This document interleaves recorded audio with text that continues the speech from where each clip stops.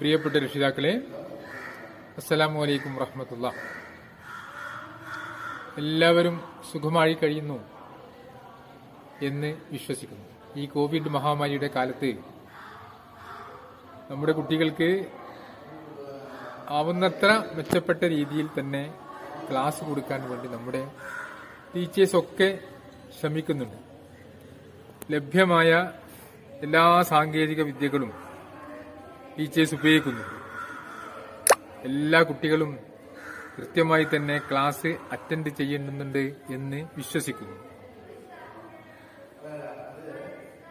ET1 examination നേരത്തെ കഴിഞ്ഞു. അർദ്ധവാർഷിക പരീക്ഷയും വലിയ അപാകതകളൊന്നുമില്ലാതെ തന്നെ നല്ല രീതിയിൽ നമുക്ക് നടത്താൻ സാധിച്ചു. അതുപോലെ ആർട്സ് ഫസ്റ്റ് ആരംഭിച്ചിട്ടുണ്ട്. നമ്മുടെ ഈ വർഷത്തെ ആർട്സ് ഫസ്റ്റിന്റെ പേര് കബൂക്കി എന്നാണ്. എല്ലാവരും മനസ്സിലാക്കിയ Kabuki meaning art of singing and dancing. ആർട്സിന്റെ ഓഫ് സ്റ്റേജ് ഐറ്റംസ് ഏകദേശം പൂർത്തിയായി. ഫെബ്രുവരി 22 and 23 തീയതികളിൽ 1 മുതൽ 4 വരെയുള്ള കാറ്റഗറിയിലെ മത്സരങ്ങൾ പൂർത്തീകരിച്ചിട്ടുണ്ട്. KG മത്സരങ്ങളും 25 പൂർത്തീകരിച്ചിട്ടുണ്ട്. ഇനി സ്റ്റേജ് ഐറ്റംസ് മാർച്ച് 1 ആരംഭിക്കുന്നതാണ്.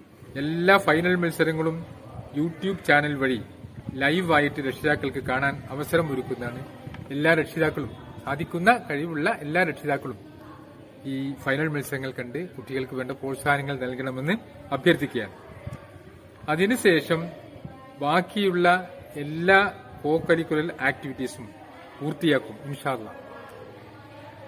ഈ കോ കരിക്കുലർ ആക്ടിവിറ്റീസ് പൂർത്തിയാക്കിയതിനു ശേഷം ആനുവൽ എക്സാമിനേഷൻ മാർച്ച് 22 തുടങ്ങാം എന്നാണ് ഉദ്ദേശിക്കുന്നത്. ഈ പരീക്ഷ അപ്പോഴേക്ക് പോർഷൻസ് എല്ലാം ടീച്ചേഴ്സ് പൂർത്തീകരിക്കും, ഏകദേശമൊക്കെ പൂർത്തീകരിച്ചിട്ടുണ്ട് എന്നാണ് ടീച്ചേഴ്സ് പറയുന്നത്. ചില സബ്ജക്ട്സ് ഇനിയും പൂർത്തീകരിക്കാനുണ്ട്. അത് ഇൻഷാ അല്ലാഹ് മാർച്ച് 22 പൂർത്തീകരിക്കാൻ സാധിക്കും. ഈ പരീക്ഷയോടനുബന്ധിച്ച് രക്ഷിതാക്കൾക്ക് ഒരു ഓറിയന്റേഷൻ ക്ലാസ് മാർച്ച് 1 ആരംഭിക്കും. ഓരോ ക്ലാസ്സിനും വെവ്വേറെ ക്ലാസ് ആയിരിക്കും, വെവ്വേറെ ഓറിയന്റേഷൻ ക്ലാസ് ആയിരിക്കും.